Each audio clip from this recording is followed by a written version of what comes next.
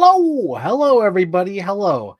Right now it is 6 o'clock, and welcome to another episode of Have You Seen This with Frank and Sarah. Sarah's running a little bit late, and I'm just waiting for her to get back on. But I am so excited. I did advertise the show a little bit late this week, and that was just because I had my back went out. And I was like, oh no! So I haven't really been in the studio or the studio room to set up everything. So today was the day where I was like, I'm feeling better. I'm going to set everything up. And, that's what I've been working on. And good news is a couple of weeks ago, or not weeks ago. Was it weeks ago? Yeah, it was weeks ago. So whenever I did my unboxing, I did the Ninja Turtles unboxing and I found Donatello. So at some point I'll do another unboxing episode and I'll do that. So right now I'm just waiting on Sarah. So hopefully she'll be popping in soon. But yeah, this is the spooky week episode. We're going to be talking about Frankenweenie and Silence of the Lambs. If you guys haven't seen those movies, we'll be talking about those today. Last week, I did a special show where it was me and Anthony, and we talked about the Witches and Stitches. And the other thing we talked about was a Halloween safety video. It was really fun. So if you guys haven't checked that out, I highly recommend it. And that was really great. Next week is another pre-recorded episode. Me and my friend Amanda recorded a little video on. Oh, here we go. Here's Sarah. Sarah, she didn't dress up. Oh, wait, there's the hat. The ears. Until I saw you, I might have. The ears. Oh my God. I was expecting like the full on, like, what do you call it? The character? Mavis. Yeah, Mavis. I 100% forgot that we were supposed to dress up because I am the worst Halloweener ever. It's okay because I wanted to do my Candyman outfit. Yes. But I only got some of my pieces. I'm still waiting on some pieces. Oh, man. But I like the Luigi. Yes, Luigi. I'll probably take this off now. But yeah. Yeah. It's come in handy. I've used that for my Gordon impression on a previous stream. It was really funny. Love it.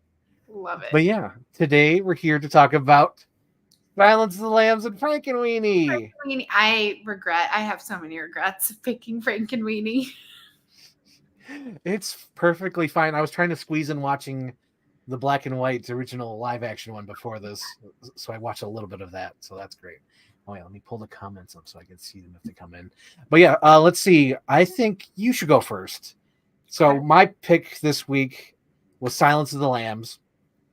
And for those who don't know, I'm sure everybody knows it by now, but Silence of the Lambs is about this character named Clarice. And she has some emotional like scars that she's trying to get over. And she gets this case and she's trying to prove herself. And it brings up past, emotions from her childhood. And she has to work those out, and they kind of go coincide with the case she's working on.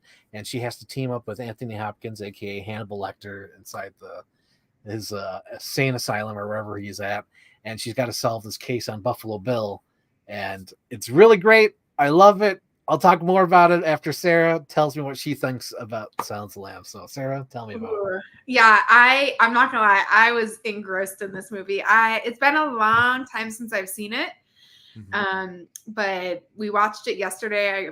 Ari's not a big scary movie guy either, but I'm like, you're gonna love it. It's like all about criminal mind psychology, and I'm not gonna lie, I really want to go and watch the series now. I'm like, but wait, I need to remember what happens, like the origin story of Hannibal and like how did they catch him and all the things. Mm-hmm. But it was when I watched it, I was like, Sarah, you have to pay attention to the first 10 minutes. If you don't pay attention to anything else, pay attention to the first 10 minutes because you're going to have something to say about it. And I did. And I was like, oh my God, Frank is going to fucking love this because it's like the first 10 minutes, she's running, right? But then it's like, wait, is she running from something? Is she running from Hannibal? What's going on? Yep. But then it's the slow reveal, right? She's running and then there's the ropes course and you're like, okay, why is she's on a ropes course? And then, they start layering oh, she's in the FBI. And then the one that really got me was there was a sign. I don't know if you remember this. Yes, of course I do. Yep. We like pain something. And I was like, oh my God, foreshadowing, right? From the movie.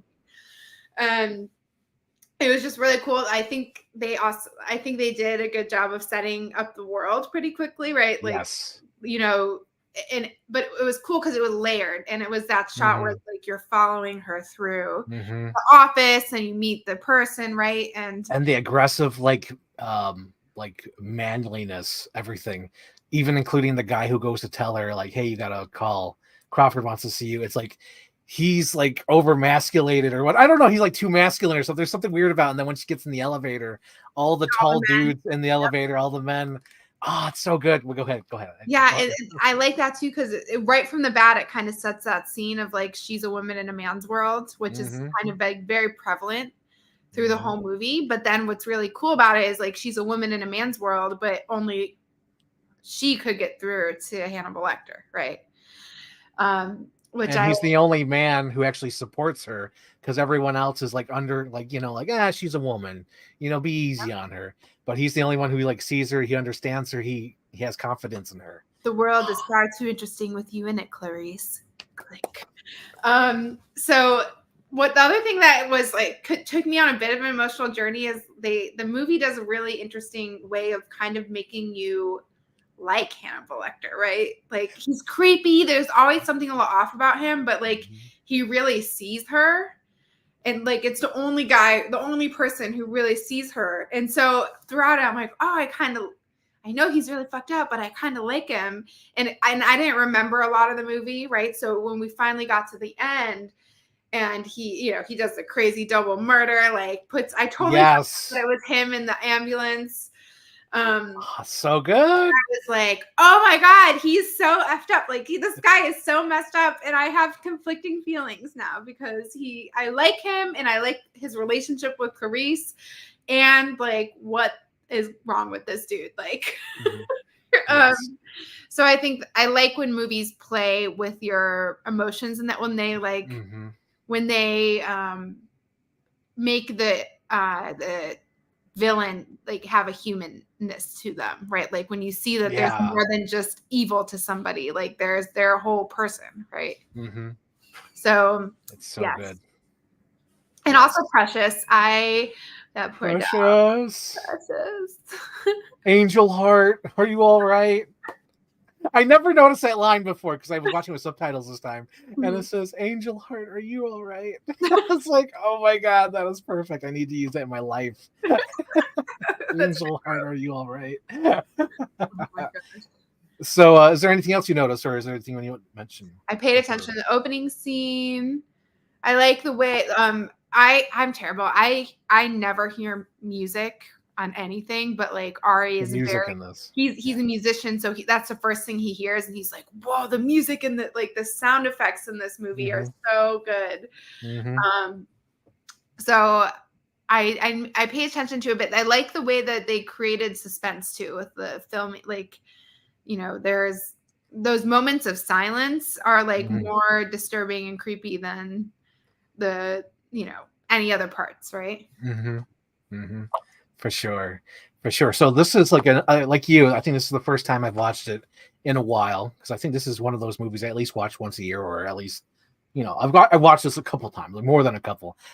This movie stands out to me because this was one of my early movies watching when I was a kid. So back in the day, my mom would record, I think we talked about this, they would record movies on VHS, and like 3 of them or whatever. So this was one of them, of Silence of the Lambs. And I watched this like probably at too young of an age, but I did watch it, and it's always been in my life. And it was weird watching this one because I always watched it on VHS. So watching it on 4K, all cleaned up, I was like, oh my God, this is amazing. It's all clean. It's all crisp. I can see all of it, the skin and everything. But there was a little detail, a little fun thing. So for those out there watching, I'm sure there's like hardcore fans who know that Roger Corman has a little cameo in it as the FBI director. And when you see him, it's like, oh, it's Roger Corman. But it turns out, because I found out on the 4K, I was like, oh geez, but he shows up earlier in the movie. So everyone knows that Corman shows up at the part where he says, well, the senator's very upset, and we're sending Paul Krenler to Virginia, and they go to the airport. So he's on the phone at that point. That's the first time you see him on screen. But apparently, if you pay attention, there's a big giant Roger Corman picture in the background when the senator's on TV saying, like, if you just give my daughter back, I'll be okay. And there's a big giant picture of him. I was like, oh my God, it's Roger Corman. But Sarah, there are so many things, and you were talking about pay attention to the first 15 minutes. This is one of those stopwatch movies because I was watching it, and oh my God, Sarah, 30 minutes in, almost, it was like 31, but still close enough for me. But it was like, he does that turn and says, I'll help you catch him, Clarice. So I was like, oh shit. So like the whole first half an hour is all setting up, and that's when you meet Buffalo Bill, is 32 minutes into the movie, because that's when it cuts to, after all, it was a great big world. Oh my gosh. And I for those who like watch like true crime stuff, what Buffalo Bill does was actually inspired by Ted Bundy. He would wear a cast and pretend he was hurt for women to come to him. Yes. So he would use the cast to hit them and take them in his van. So that's all true. So whenever you help somebody out, be careful of that and don't get inside the van. Ted Bundy is the one who ate people, right? I believe so. I think there's a lot of eating people. I watched that show on Netflix. It disturbed me to no end. It was very disturbing. I think Bundy was because there's the other guy, the guy with the glasses. I forgot what his name is. Dahmer ate people. Yes, Dahmer. That's the one I watched. Ted Bundy was like the charismatic guy. Yeah, charismatic guy. Yes, that's who it is. But they would take, he took little things from his character of how he would abduct women. So that's what Thomas Harris did with the Silence of the Lambs. And for those who don't know, Silence of the Lambs is actually based on a book, a trilogy of books, because there's the first one called Red Dragon, and then Silence of the Lambs, and then Hannibal. And I think there's another one called Hannibal Rising, but both Hannibal and Hannibal Rising are basically the books that say, hey, write another one. And he wrote them out of spite. Because I feel like the first two, Red Dragon and Silence of the Lambs, are like genuine books. Yep. But like this, like whoever the studio or whoever the publisher's like, write another one. Because Hannibal is all over the top, like camp, like craziness. And then Hannibal Rising is just another one where it's just like, as long as I write it, no one else can write it. I think that's what he did. That Thomas Harris, like, no one else can ruin it. But the first movie was Silence of the Lambs, right? And then it was Red Dragon, and then it was Hannibal Rising. Well, technically, 1984, I believe, there was a movie called Manhunter, which was based on the book Red Dragon, directed by Michael Mann, starring William Peterson and Brian Cox as Hannibal Lecter. And Lecter spelled differently in that one. And that one's mostly like, that's totally 80s. That's all visual over substance. It's not like really close to the book. I think it's just mostly like, it's almost like Miami Vice, but in the Hannibal Lecter world. So there's that. And then Orion Pictures did Silence of the Lambs in 1991. And then Red Dragon was made. Oh, wait. Then it was Hannibal. Because Hannibal, I believe, was made in 99. And then they went back and did Red Dragon in like 2003, 2002. Okay. Yeah. I think that's when I started getting into the Hannibal series, when I was way too young, but in like 2003. And I remember like with my best friend in middle school, we watched the whole series, and it was like, we stayed up late, but I think it was one of the first, other than Aliens, it was one of maybe the first scary movies I watched. I was reading this in like 5th grade. I remember I was in the playground. I remember Silver Creek, where I was in the playground reading my Hannibal book, and they were like, Frank, you should be playing in the playground. I'm like, no, I'm reading. So I was reading. The guy who eats the people. I was reading about Pazzi and him in Italy, and what do you call it? Cordell and Mason. Yeah. Oh my gosh. But yes, I love Silence of the Lambs. During this rewatch, I noticed something that I never really noticed before. So like the whole movie, like Clarice is like, she's facing about like against men. Like there's men who underestimate her, who doubt her. There's several times where freaking Jack Crawford's like, no, Starling, look, we're taking care of it. Or like, no, leave Starling over here. We'll do this. And at the end, there's a big giant close-up of the hands shaking. She finally got that recognition from her supervisor, Jack Crawford, at the end. I was like, oh my God, because that really stood out. Because this time I noticed that Buffalo Bill is just like laughing at her. Like he totally underestimates Yeah. this little woman. He's like, who cares? Like, I'm gonna do this. The FBI doesn't have a first clue. And meanwhile, like, she's the only one who like solved it and is at the right location. She's on his tail. And oh god, Sarah, there's another thing I really love, and I wish more movies would do this. So there's the scene, right? It's all the trick editing where it looks like the FBI are about to raid the house, but they raid an empty house, and she's at Buffalo Bill's house. So he invites her in with the card, like, hang on, come inside. I'm going to look for this card. And right after that, instead of going inside and seeing what they're doing, it cuts to the establishing shot where it shows there's nothing around there. No one's in that area. No one's going to hear them. And it's like, oh my God, that's exactly right. Because I'm sure people throughout the movie, like, how come people don't know about Buffalo Bill? How come no one can hear the girl screaming in the basement? But then they show that establishing shot that there's nothing around that house. It's like an abandoned trailer, a train station, and then there's the house, Mrs. Lipton's house. Mm-hmm. And then it cuts into inside where they're in there. I was like, oh my God, that's so cool. Because it just, like, the director's showing you, like, this is the house. Yep. And it falls in line with the files and stuff. I was like, oh my God, this is great. And Sarah. Frank. Oh my God, Sarah. I love, like, I was watching this and I was like, this director must have had a vision, because I would get so nervous with all the close-ups. This movie is like 90% close-ups. There's a rarity where it pulls out. When it does pull out, it's for a reason. I don't know if you noticed this because you're really paying attention to the first 15 minutes. But when she meets the guy at the insane asylum, he's the one who owns it. He's like, oh, he's a monster. And it's all close-ups. Mm-hmm. And then I like how it's like a wide on Clarice, and then he flirts with her, and then it shows a close-up of her. And then she says, well, no, or whatever. Like, I'm not here for that.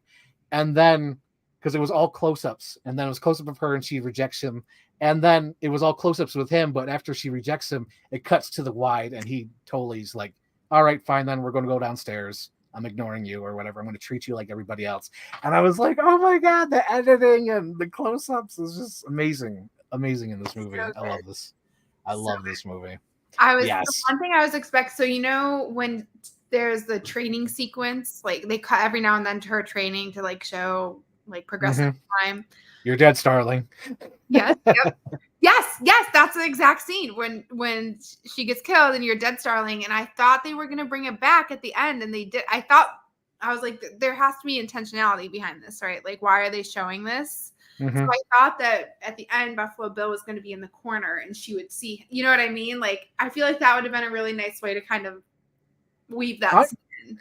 I kind of felt like that was worthy because she does all the things that she was trained to do. Yes. Turn around, thumbs up, and he doesn't do that. So then when she goes in the basement, she sticks to the walls. And it's that training, because in that training, the gun clicks and goes, click, you're dead, Starling. So in that scene, he cocks the gun, and that's what activates her to turn around to shoot Buffalo Bill. It was so weird, like him, like just touch, and that was also interesting because for a minute I'm like, is that Hannibal? Like, did he somehow go to Buffalo Bill's house? Like the way that he was like pawing at her, I'm like, this is weird. I think he was looking at her hair because during his little dance sequence, he's not wearing a wig. He's wearing a skull. Yeah. Yeah. So I think he was just looking at her hair, probably going, good. I want that hair. And so I think that's what that was. But that's so gross. It wasn't even a wig. It was a scalp. I know. That scene is so iconic. I think that's like the dancing scene. Like I remember, like from when I childhood, I just remember that. Like I feel like that's the most iconic scene in all. Oh my gosh. And like the way they treat Hannibal as well, how he's just like he's so classy and like calm and doesn't move and doesn't blink. Mm-hmm. So I think that's the big thing. He doesn't blink. I think that was I did catch him blinking once because I was thinking that, and then he did blink. I was like, oh man, ruined it. You ruined it. Because when he breaks out, it really shows like his brutal side, his animalistic side. It's so great. It's like, and that the way that it's all shot and the way it's edited and the acting from those character actors His name's Jim Pembry. Now talk to him, damn it. Facts. Oh my gosh. And then you just think like, oh my God, because I remember watching this as a kid thinking Hannibal escaped, you know, and then you think he's on top of the elevator. You think that, oh, he dropped and he's hurt and he's bleeding out. And then you find out he's in the ambulance and he I pulls forgot out that that completely. I was like, what? Because then it also brings back like why his heart rate never went over 50 or whatever, and they're like, oh, he has a pulse, and you hear the heart rate in the ambulance. Yep. Oh my God, he can control his heart rate, his breathing, his meditation. Okay, 1, how did he skin the person so fast? 2, when he took the pen, like 3 days, like did he just keep it in his mouth the whole time? Like where was the pen? Yeah, I think he kept the pen in his mouth or, other areas. And he just kept that on him. And it's just or in his hand, because that's where his hand, like, right. But they check his hand. Spits it up. So I'm like, where is it been there for like days? Did he have it in his butt and then he put it in his mouth? Like, I had so many questions about that part. It probably was in his mouth. I could see him keeping it in his mouth, unless he really had to. In your mouth for days. I don't understand. He could have secret spots and then put in his mouth at certain times. Maybe. Oh my gosh. But yeah, there's that part. And then oh man, the acting between them, Jodie Foster and Anthony Hopkins is just fantastic. Oh, it was so cool to see. Yeah, like when I saw, I was like, wow, she's so young in this movie. Like she looks like doughy-eyed and like fresh, like, which I don't tend to equate with Jodie Foster. I always think she's kind of like raspy, like badass. And I was like, wow, that's so interesting to see that. This was like her breakout role, right? She started in the movie Taxi Driver. She's always kind of been around, but this was one where she fought for, because I think they wanted like a big star. I think they wanted like Meg Ryan in this or something. I feel like Meg Ryan was past, like in our tenure of doing this show, I feel like we talked about her being in big roles several times. I know. I think she was supposed to be in Pretty Woman, and I think she was supposed to be in another one of these movies as well. Meg Ryan, man. And now she's not, like, Jodie Foster is way more famous than Meg Ryan. Oh yeah, for sure. But yeah, I think this was probably like her first like big lead, I think. But I don't know when The Accused came out. That could have been before or after. Might have been after. But yeah, she was around though. She was around. And Anthony Hopkins, I think this was the one that he never had problems again. Because before this, he was sort of like like a cult actor. Because I think he was in that movie Magic, where he played like a ventriloquist, where the dummy talks for him. Oh, yeah. And then he was also in Elephant Man, the movie by David Lynch. So he did have a career, but not as big until this, because this was like blew the doors off. And I feel like this inspired a lot of copycats, which inspired more copycats. Like I feel without this movie, you probably wouldn't get Seven. And then without Seven, you probably wouldn't get like all the ripoffs like Bone Collector or Kiss the Girls or Along Came a Spider. Those kind of movies, those mid-budget thrillers that came out in the 90s that I like. Was Silence of the Lambs mid-budget? Oh yeah, these are all probably like mid-budget back then. Yeah, interesting. It's such a cult classic now. Yeah, and it was like one of the few horror films that was like nominated for like Oscars. It's also like it's well done because it's not like jump out. It's not jump scary, but it's like it's that weird like. I could know this person, like he's a psychiatrist, in Buffalo Bill. I think that was like the most haunting scene actually for me is when Buffalo Bill, Clarice is ringing the doorbell and he goes to the door and he just puts on his flannel shirt and his Southern accent. And he's just, like a normal dude. And you're like, bro, you were just like downstairs, like putting on your skull cap of human hair and dancing, you weird person. Like, that could be anybody. Exactly. I feel like that's another one of those like underlying things they don't really talk about in this movie, but I feel like it's sort of like there's always something evil under the surface. Because when you get in that house, it's like a normal looking house, but the thing that's off about it is like nothing's touched. There's like spider webs and dust under it. But when you get down to the basement, that's where he really lives. That's where all the nasty shit he's into is downstairs. Yeah. Because upstairs is just a facade. It's not the real what's going on. It's downstairs. Oh. Oh. And sorry. Go ahead. No, My go ahead. Go ahead. question: how does he get the girls down the well, and how does he get them out of the well? Does he kill them before and then like hoist them up? Like, I had so many questions about that. I don't know. That's probably explained in the book because of all the books, I've read Hannibal, I've read Red Dragon. I never read Silence of the Lambs, the big one, the big tuna. I think I've always been afraid to. I've always, because I'm like, I love the movie so much, I'm afraid to read the book because I know the book will probably ruin the movie. That's true. Yeah. It'll probably be better. It'll probably be better. Because that's how I felt with Hannibal. Because when I read the book Hannibal, I was like, well, I kind of like the movie better. But when you watch the TV series, which is a great TV series, there's a lot lifted from the Hannibal book. Series? Oh, get out, Sarah. Come on. You don't know about the Hannibal TV series? Oh, my gosh. It lasted for 3 seasons. It starred Mads Mikkelsen as Hannibal Lecter and Will Graham from the Red Dragon movie.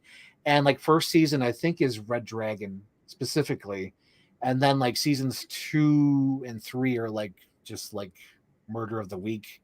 And Will Graham is like teaming up with Hannibal.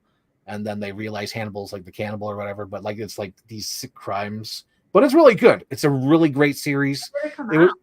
It came out in like 10 years ago, I think. It came out like 2015, maybe 2012. Wow. I think it was over by 2015. But it only lasted 3 seasons because NBC Anderson's NBC just kept moving it. And it was just like awful. And they couldn't do Clarice Starling because they didn't have the rights. They only had the rights to Hannibal and Red Dragon. Oh, that's a bummer. Clarice is the best. Yeah. They ended up doing another show, not related, but there was a show called Clarice. And all they could talk about was Clarice because they didn't really have the rights to Hannibal or Buffalo Bill. Weird. There's like weird copyright stuff, you know, like some certain the properties own this, but they can't talk about it. Like Silence of the Lambs is one of those, and the same thing with it kind of reminds me of Jason.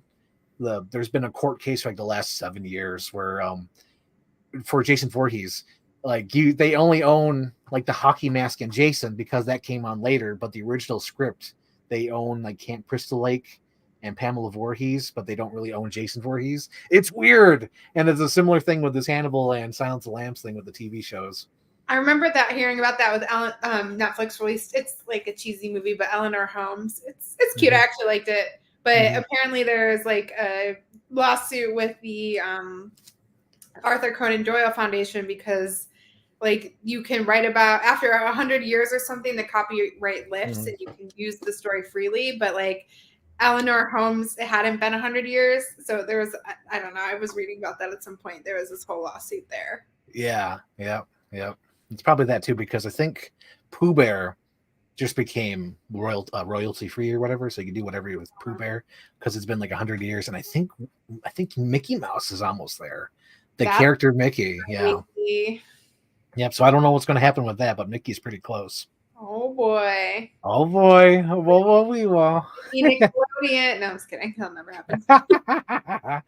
But yeah, I'm trying to think of anything else with Hannibal before we move on to Frankenweenie, because there's so many things.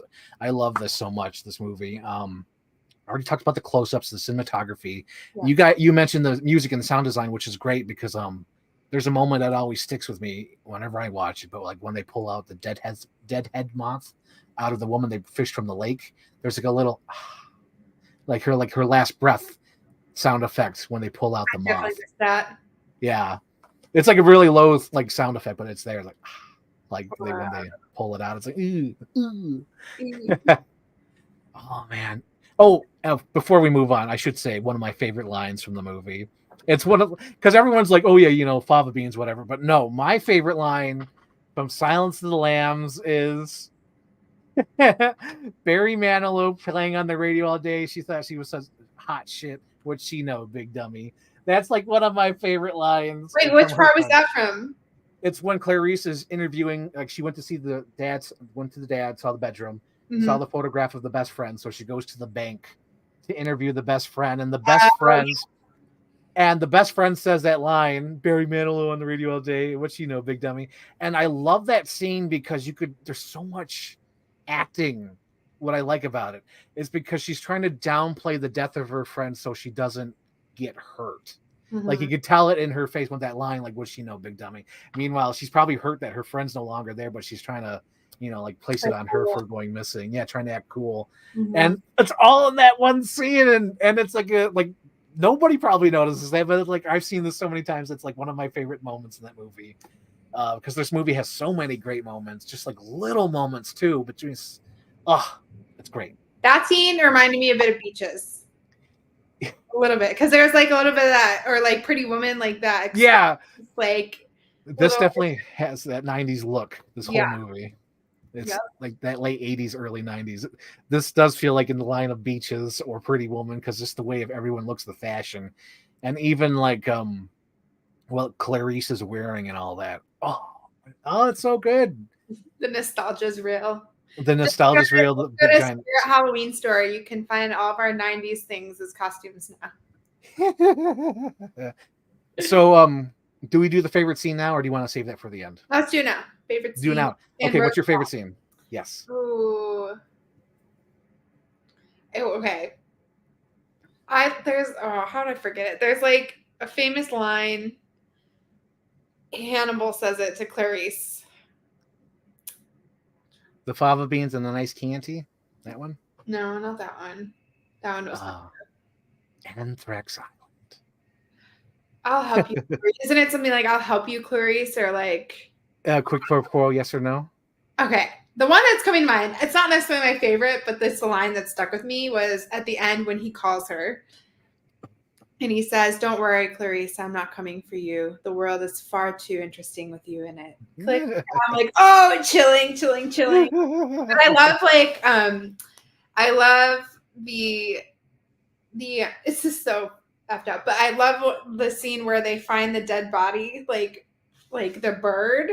The bird. Yeah, the guts hanging out. Yeah. Yeah, I'm like, oh my God, it's just like jarring. Like I totally forgot about that. And like also again, I have so many questions. Like, how did he get that done in like the 10 minutes that this was happening, But I think it's just like that moment where you see the other side of him. Because up until that, everybody's like, don't get close to him, don't do this. And you're like, Clarice is right across from him, right? There's like that trust there. And then that's the moment where you're like, whoa, this guy is really messed up. And then he's like, I'm about to have my friend for dinner. I'm like, oh, that's ominous.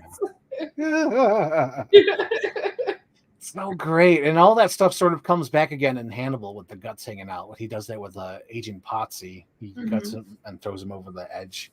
And it does come in with the TV series as well with the holding all that up. But yeah, it's so great.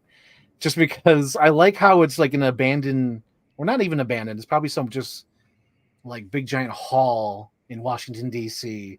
So you have like all this, like, it looks like old paintings, like revolutionary art paintings or whatever, the Revolutionary War. And then it's him in this room with all these big giant, like a cage. Like, meanwhile, they would probably just have him in a jail cell. Yeah. But like, since it's a movie, it's like they got to make it look cool. I love it.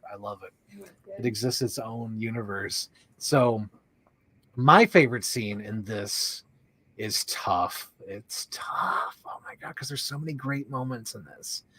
I think it's going to be that scene 31 minutes in. So she just found Benjamin Raspill in the garage. So she goes to see Hannibal, and she's wearing that towel, trying to dry her head. And he's sitting there in the dark, and you can't see him. It's almost like this animal you can't see in this cage. And then the drawer goes out, gives the towel, and then the lights come on, and then he's watching the gospel that they're torturing him with, and it's like, oh, where'd your paintings go? And he's like, no, like they took him away from me for Miggs. But like I like that scene because it's them earning each other's trust. Because in the beginning it was like a little rough, like it's like a weird dance. Like the first time they stepped on each other's toes wasn't quite perfect, but this was like they're aligning, like click click. Yes, I will help you. Cool. Let's do this. And there's also that part is a little haunting because I think that's the part where I see a bit of, because Clarice is kind of a little obsessed with Hannibal. You'd say like she's really drawn to him. But that's the part where he says, "How did it feel, Clarice, when you found the head?" And she said, "Well, at first I was scared, and then I was exhilarated." And I was like, Yeah. "Oh, like that's the connection, right?" Because like I'm sure Hannibal feels like exhilarated when he sees things like that, right? Yeah. So that part was pretty cool. Like I'm like, "Ooh, haunting! Ooh, super haunting!" Yeah. Ooh, they're like working on some other level. I like it because like this, it's almost like she sees him as like another teacher. Mhm. Because like for once someone's like respecting her, even though he kind of disrespected her when they first met, but that was almost like Testing him, like a testing. Yeah. testing her to see how she would react, and she reacted cool. She didn't really like get too hurt. She got hurt. She didn't show her feelings in front of him. I Mhm. think other people would show their feelings in front of her because she stayed strong. She only fell weak when she went outside away Mhm. from him, so she knew to keep it away from him, so he didn't know, but he was actually just sort of helping her all along the way. So that first scene is my favorite, and then like the second scene that's my favorite, like really close, like almost tied, is when she talks about her dream, or not her dream, but her memory all those years Mhm. ago, and he helps her get over it. And then he smells Dr. Chilton. He doesn't even look over there. He just goes like he like lifts up his nose, and he's like, Dr. Chilton, I presume, because that nose because he was smelling earlier in the movie, so he just like probably smells the after cream or aftershave. He's like, yep, that's Chilton. I can smell him. So creepy. It's like a Yes. prime rib, right? Rare. Mhm. Yes, yes. So Rosenbaum rating, obviously this is a 3 out of 3. I'll go 2.5. It's really good. Like What? It's not perfect? What's not perfect about it? could I give it a 3? Yeah. I think I could give it a 3. It's like a Okay, 2.5 3. Like I forgot how it's one of those movies where I'm like, I don't really like it's good. Meh, but I'm not gonna watch it again. But now I'm like, this feels like an October rotation movie. Like it was really. Yeah. And the other Okay. thing that we didn't talk about that was pretty cool is like, there's Criminal Minds. There's so many shows about psychology now and like Mhm. criminology. Like I And they feel all came like from this, basically. yeah, this show was like the first that really kind of brought in psychology into the mainstream or like criminology, Mhm. and that was super fascinating too. Mhm. For sure. Yeah. For sure. Absolutely. Absolutely. So that brings us to the next one, Frankenweenie. Okay, so first of all, I BYOP here. I did get Bindi to dress up as a little pumpkin. Aw. We got her little pumpkin Oh costume. my God. She's got a little hood as well. She's like, "What are you doing to me, Mom?" Oh my gosh, she does look like that. She's like, what's going on? What This is am a I little on? BYOP in honor of Frankenweenie. Aw. No, I'm gonna hold her like a baby. So Frankenweenie, first of all, I've only seen it like once, Mhm. and I remember like really loving it when I saw it because there's like a really strong element of grief to it and like how you process loss of a pet. But I'll be honest, I'm like, what? I didn't have a dog when I watched it. And Oh, so now you watch it with different eyes. I see. it took me 3 days. Like I kept falling asleep because I just didn't want to get emotionally attached to Sparky. Mhm. So for the background really quick, Frankenweenie is like a take on the classic Frankenstein movie book. But it's based around this boy. It's kind of set in like a 1960s housewife kind of vibe, like the setting. And Victor Frankenstein, his dog, beloved Sparky, his dad he's really into science. And his dad is like, Sal's bro and is like, well, you need to play baseball if you want to do science. So he goes to play baseball, hits it out of the park, home run, and then the ball rolls away and Sparky goes to get the ball and gets hit by a car and dies, which was like so traumatic for me. I texted Frank, I'm like, why did I pick this movie? This is terrible. What am I doing?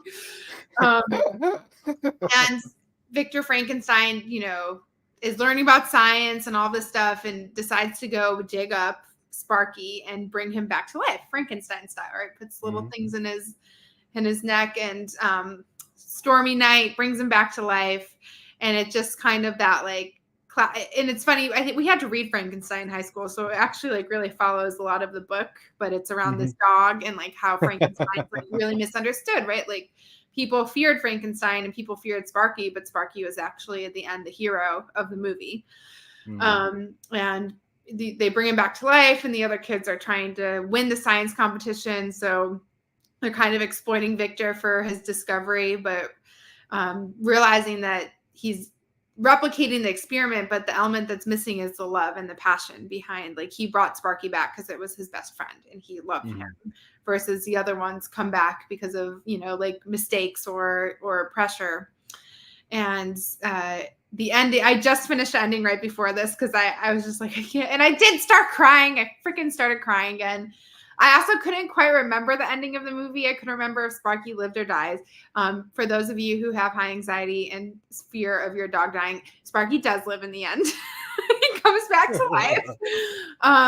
But what I remember liking about this movie is I think it's just this really beautiful portrayal of grief. And I think I really enjoy movies that give people a perspective to rewrite the grief narrative, right? Like, it's very therapeutic in loss to be able to like rewrite the story, even if it's not real. And that's kind of what this felt like. You know, every kid, you know, I had dogs growing up and they died.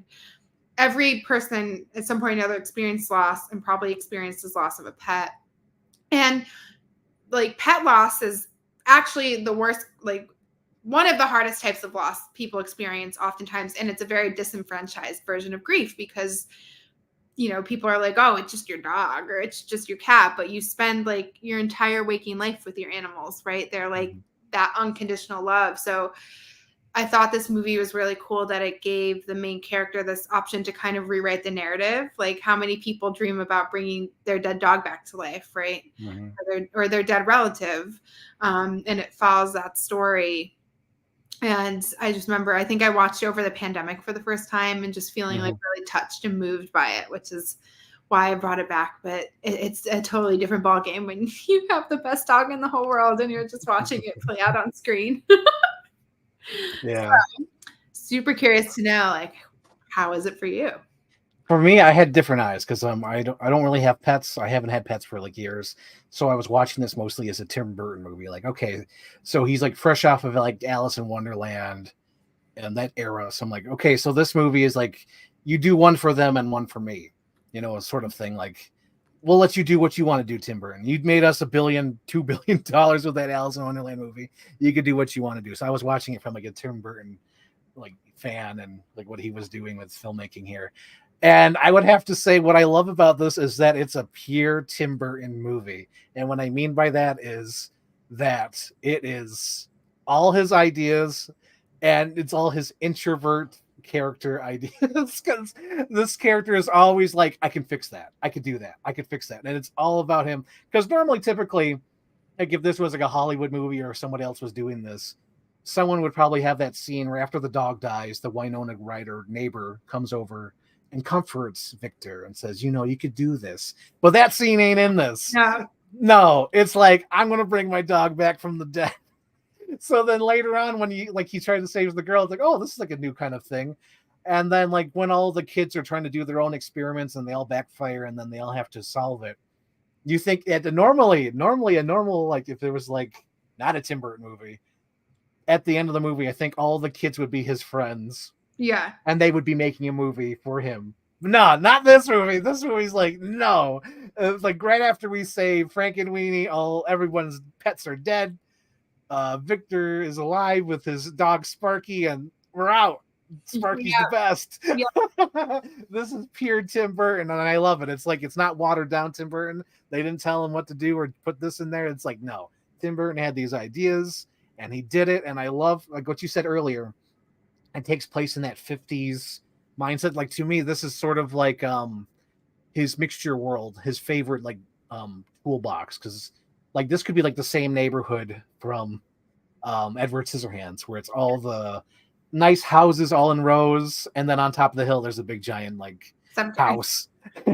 And this time it's a cemetery and a windmill, which is hilarious. And another thing I love about this movie, if you're a Tim Burton fan, it brings all his cast back. So we have Kathleen O'Hara coming in doing voices. We have Martin Short from Mars Attacks coming in. We have not only that, but Martin Short does like 3 characters. So did Kathleen O'Hara. She was 3 Catherine O'Hara. Yep. Same as well. For those who don't know, Kathleen O'Hara was in Beetlejuice, and she was also the voice of Sally. So she's coming in. Martin Short's from baby, my baby. Moira Bebe? Rose. Moira Rose from Schitt's Creek. Oh, I was just referencing other Tim Burton movies. So I know, like, if but you know, like, oh yeah, I see what you mean. I see it because like she's also from the mom from Home Alone. For those who don't yes, know, as yes. well. And then Martin Short. Of course, everyone should know who Martin Short is. But from the Tim Burton filmography, he's from Mars Attacks. And then we also have Martin Landau, I believe. He's the voice of the teacher, and he's from Ed Wood and I think a lot of other ones. I think like Big Fish and some other Tim Burton movies like later down the line. So that was cool as well. Who else is in this? I feel like there's like another. Oh yeah, Winona Ryder, of course, she's back and she's from Beetlejuice and Edward Scissorhands as well. I feel like the only one who's missing in this is like Johnny Depp.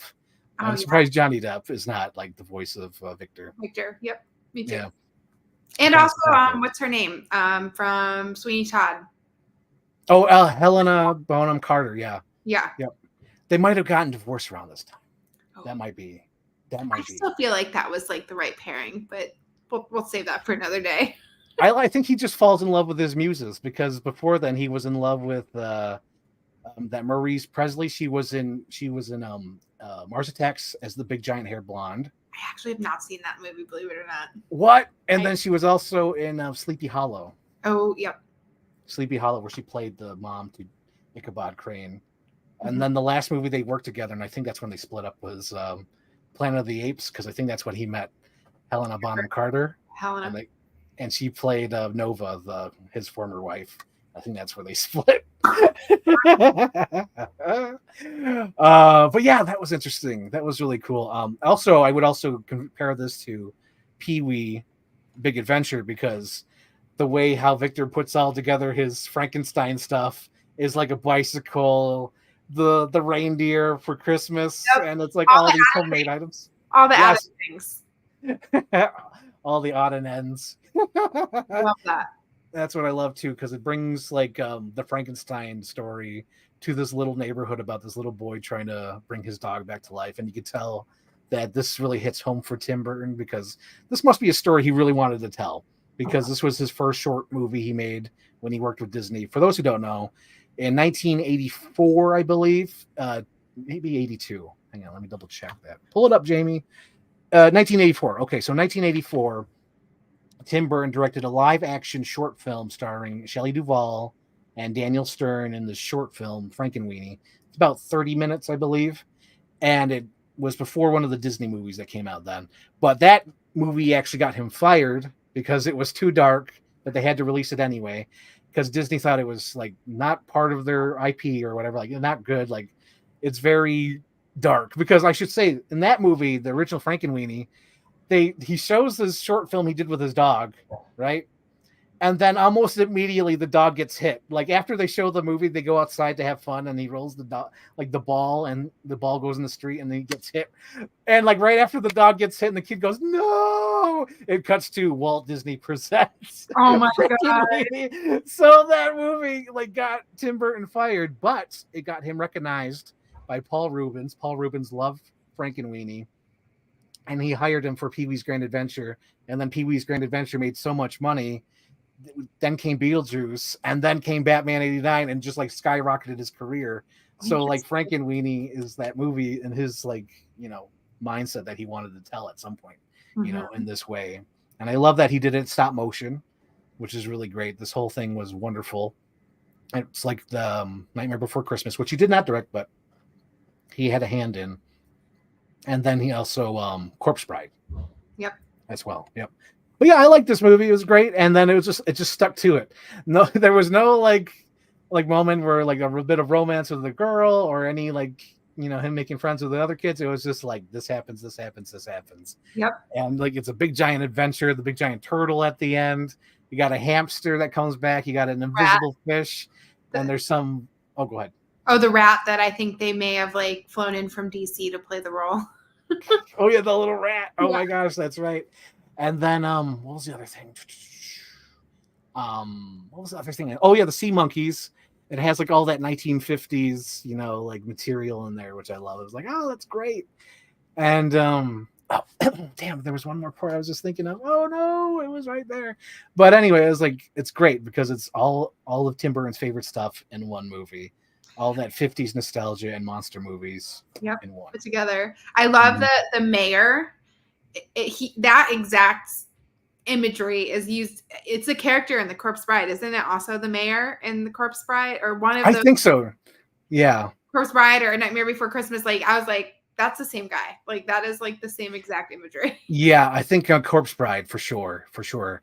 Yeah, he looks the same, but I was sort of like taken back by the name Burgermeister because I think that's reference to the original Frankenstein movies, but also Burgermeister Meisterburger from the stop motion Christmas movies. Santa Claus coming to town. Yep. The Burgermeister, that's that guy.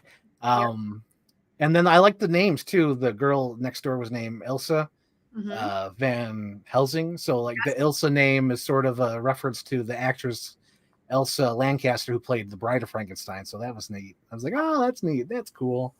And I think there's a bunch of like name references as well, just to like horror movie characters or actors and things like that. I was like, oh, that's neat. I love it. Like the sidekick.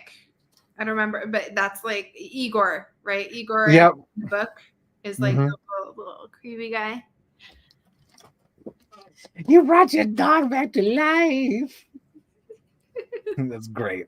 I love it. It bit me. And then just like them like electrocuting the little frog. Oh my Yep. gosh. Yep. That's wonderful. I would love to like Tim Burton's I'd just be so interested to take a tour of his brain. All of his Yeah. movies are just so fascinating. Mm-hmm. So dark, but like also so poignant. Mm-hmm. I've gotten to that point where I think I should just upgrade all his movies because I was waiting for a box set. But the last two I got, I was like, I crossed over the line where it's like I own too many now. I might as well just upgrade them all. Like, Because I just upgraded my Sleepy Hollow mm-hmm. to 4K. That's the perfect Halloween set movie. So if you want to watch something Halloweeny, check out Sleepy Hollow. And the other one I just upgraded was Mars Attacks. Was not perfect, but I like it. All right. All right. Love it. Yeah. What else about Frankenweenie? Did you have anything else to say about Frankenweenie? I did. This is kind of silly, but I didn't realize it was until you said, like, I don't know why. Like, again, it was the pandemic when I watched it. We were all in a weird place. I didn't realize it was a stop motion. And then I rewatched it this time. Like, how did I not realize this is a stop motion? Like, I just thought it was like a cool form of animation. Like, oh, yeah. For those who don't know, so as I was making the thumbnail in the background, I was like, wait a minute. Did Sarah mean the short film? So I asked you, I'm like, do you mean the live action or the stop motion? She says, I never seen the stop motion. I'm like, oh, you're talking about the live action. She's like, no, this one. And she showed me the picture of the cartoon animated dog. I'm like, oh, that's the stop motion one. oopsie. Because for a second there, I'm like, did Sarah throw me off? Are we talking about the live action one? I need to watch live action. Is it sad though? It's probably more sad than this one, right? I haven't really watched it all the way through. I've skimmed it for clips because I made a Tim Burton tribute a few years ago. Uh-huh. And I just watched like the first 10 minutes just now. But it's on YouTube for free if you want to check it out. You let me know because I cannot give myself any more dog deaths. Well, I think it's simplified. So like I said, I think that's like the saddest part is right in the beginning, but it's almost like comical because immediately after the dog dies, it says like Walt Disney Presents and then it like Frankenweenie. But I think it's just mostly like the dog comes back and then he's a friendly dog. And then when they show him to the neighborhood, but then, it's all like the old school Frankenstein where it's mostly the people are upset about this monstrosity and they have to go to the old windmill. And I do think it's the same ending where they all charge him up with all the cars. I think that's the same, but it doesn't go to the kids, in competition. It's just mostly him bringing his dog back to life just because of his classroom thing. And then that it scares the neighborhood. And then I think Frankenweenie gets weak and then they charge him up again. I think that's it. It's just simplified. Fair. I like that this movie was in black and white. Also. Yes, that's perfect. It also really brings like the being set in the 50s and 60s, it really kind of makes you feel even more like you're there. Yes. And like all that 50s nostalgia that Tim Burton has. I love when the mom's vacuuming and like all day, it just cuts to her reading a romance novel, and like Victor gets home and she's still reading the romance novel. Just like That was great. it's a good one. Yes. Oh, I also one last part. I love when the Mrs. Frankenstein, the dog, and like he's like touches noses with hair. Sparky, and her hair goes like this. I'm like, oh, it's so cute. It's perfect. It's a poodle dog too, because the hair. Yep. Oh, that's good. Good stuff. It was a good one. Mm-hmm. All right, favorite scene in Rosenbaum. Favorite scene. See, my favorite scene in the movie. I think it's whenever Victor says I can fix that, because it just makes me giggle a little bit. Because like the tail falls off, he's like, yeah, I can fix that. It's like he's so sure of himself, and he's like so smart that he can fix it. When his film burned, I can fix that. So I like that. I like that little like introvert, like he could do it himself thing that Victor always says, I could fix that. And also, if I want to do like a real scene, actual scene, it's definitely the end when they bring back Sparky with all the cars. I thought that was sweet. It's good stuff. Yeah. Good one. All right, mine. I also really like that end scene is touching. Like what I like about it is, it doesn't come right back to life. So it's Victor has to let him go, right? Like they charge him up and he's waiting for the tail to wag and it's not wagging, and he just like hugs him and is like, I love you. It's okay if you don't want to come back. I love you, Sparky. And that's where I started crying. I was like, but I like that because it was almost like this. He needed to let go in order to for Sparky to come back. Like he had to give Sparky permission to go. And then Sparky's like, I'm not done here. And, he comes back. But I just thought, I found that very fitting in a way of like actual, when you experience real grief, right? There's this moment of like, it's okay to go. But like in that letting go, you realize that the person you love is in your heart, right? They're always there. Oh yeah, they're always there. Yeah, but they even say that in the movie too. Like the mom, like she'll always be there. Yep. Yeah. So it's good. It's a good Halloween watch. Like it's also a lesser known Halloween watch, right? Like you have your classics. So I like that it's a little more off the grid. Yeah, it was definitely a good mixture because I've been watching a lot of Halloween movies recently. Your spooky season. And this was a good like palate cleanser. Like this is fun. This is safe. It's not too violent. It's good. It's some safe. Sorbet for your Halloween. Some pumpkin flavored sorbet. Exactly. Pumpkin spice. Okay, so you said your favorite scene. So Rosenbaum. So I think mine would be 2. I'll give it a 2. Solid 2. Yep. Oh, that's a good one. I'd say, I'd give it for Halloween movies. I'd say like 1.5, 2. I'm gonna take off a half because I was really sad about the dog. The dog. So 1.5. Just because the dog. For the dog. Yeah. Now I want to watch Corpse Bride just to see which character that guy is, because he's for sure. He's in it. I think he's actually the mayor in Corpse Bride, if I remember. And he's the one. Isn't he the one with the head that spins like this? No. Because I love the mayor from Nightmare Before Christmas, and that's not him. Okay. But the look is definitely a character from Corpse Bride, for sure. I also just love that like Tim Burton sees the world. You're either like short and fat or tall and skinny, and there's no in between. Oh my god, that's so funny too. Because in Frankenweenie, the original one, black and white one, the live action, the neighbor woman is fat, and she looks like the Tim Burton stereotype. I was like, that's hilarious. Oh my gosh. How did you get on the roof? Oh my lord. Okay, so I guess the next thing is next month. Do you have any ideas? Next month. I don't know. I was kind of thinking going with Sleepy Hollow just because it's still like that freaky season, holiday season, freaky season, winter, fall. That's how I kind of feel with that one. So I think I might go. I actually don't. I don't know if I've seen it all the way through. I think I've seen pieces of it, and I'd be really down to watch it. I think I'm going to go Sleepy Hollow. I think that's my pick, just because fall spooky season still, and that one is like right in between the seasons. It's almost like Hallows Eve, like in the mixture of fall and winter. So I'm going to pick Sleepy Hollow. Love it. Okay, I was like, how did I usually like spend weeks thinking like, what am I going to make Frank watch this month? Yes, but I didn't do that. But the first movie that I thought of kind of in the same vein, and you've definitely already seen it, but Coco, because it's like the Dia de los Muertos, November 1st, and it's a good one. I think that's a good mixture too. It's a good mixture.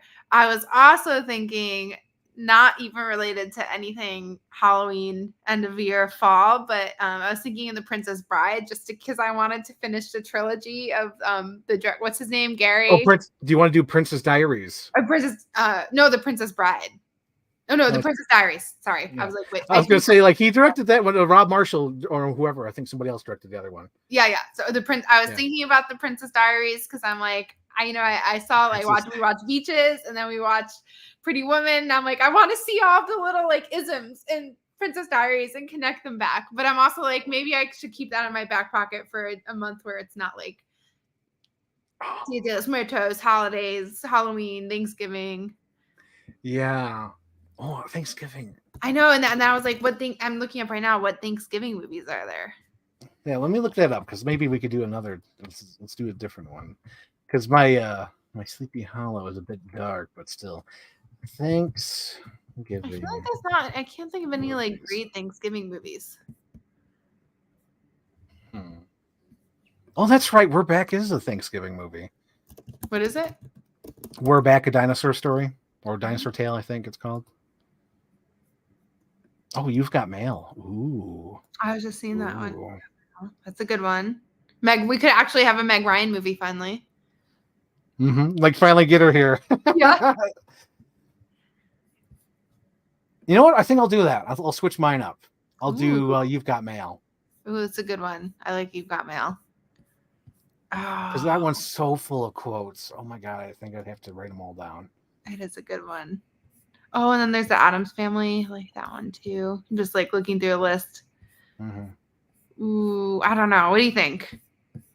I'm not sure. I am like leaning towards the Coco just because like it has all of the fun like death lore I can talk about and like ritual and all of that fun stuff. So if we're going to so what you're sticking with? What's your favorite one? I know what were you gonna say? What are you going to stick with? I'm leaning towards Coco right now. Coco? Okay, so if you're going with Coco, then I'll stick with the Sleepy Hollow. Sleepy Hollow? Just to keep those together. How about we say if You've Got Mail and The Princess Diaries for like a slow month. Yeah. January. That feels like January. Yeah. Yeah. January for sure. I think so. Great. And I'm going to start thinking about Christmas movies now. I know. You know, that's the Christmas movie episode's going to be tough. It's going to be tough. I'm so excited. I'm sure we'll both pick It's a Wonderful Life. I know. Stalemate. We just watch it twice. Oh my gosh. A comment here. We got November is also military month, but I don't know what military movie I'd show. There's so many good ones. Yeah. Yeah, I'm not sure what I would pick for military. Because I know there's some like courtroom dramas that I haven't seen that I'd love to see. But yeah, I think I'm gonna stick with Sleepy Hollow just because I want to talk about it. Coco and Sleepy Hollow. I love it. So that's the final answer. I love it. Boom. I love we're also following like the same. We definitely extended spooky season in a whole nother Yes, we're extending it. We're doing it. Because like November doesn't have anything. We're gonna put in there spooky season 2. Coming to a theater near you. Yes, but we definitely got to think about Christmas. Oh my God, I'm nervous. That's scary. I might have to do our November and December edition from next to my Christmas tree. Oh yes. What would I have to put my background? I feel like I'd have to do something with my background. I'm not sure. Probably put a Santa Claus here instead of a mummy. Yes. Or you just put a Santa Claus hat on the mummy. Probably Santa Claus hat on the ghost face. Yes. Love it. Yeah. So thank you everybody for tuning in and checking out this episode of Silence of the Lambs and Frankenweenie. Please check out these movies. I think they're really well done. Sarah, where can people find you? I'm at District Doula, Doula on Instagram. It's mostly just grief and dog content. So. Oh, Shane Ford, you missed this. Oh, Shane, don't worry. You can just watch it right after I end the stream. Just start the stream up and then just catch it from there. But Sarah and I have decided to talk about Sleepy Hollow and Coco next month, Shane. So be excited. We extended spooky season. Pray that we don't alter it any further. It's rewind time. Yes. So with that being said, we'll see you guys next month. And also keep tuned to this channel because next weekend I'll be talking with my friend Amanda. We did a watch along with the animated movie Sleepy Hollow by Disney. And then hopefully, if my back's all healed up, I can do the Midnight Jamboree movie for the end of the month. Oh my gosh. Yes. Love it. Yes. So thank you guys for tuning in. And Shane, after I stop the stream, just start it over, go to the channel and watch the stream. I'm going to have to finally watch Sleepy Hollow. Yeah. Oh yeah, Shane said that. Yeah, Sleepy Hollow is good, Shane. I love that one. Especially the 4K. It's really well. Okay. Thank you guys. Wow. And bye-bye. And stream.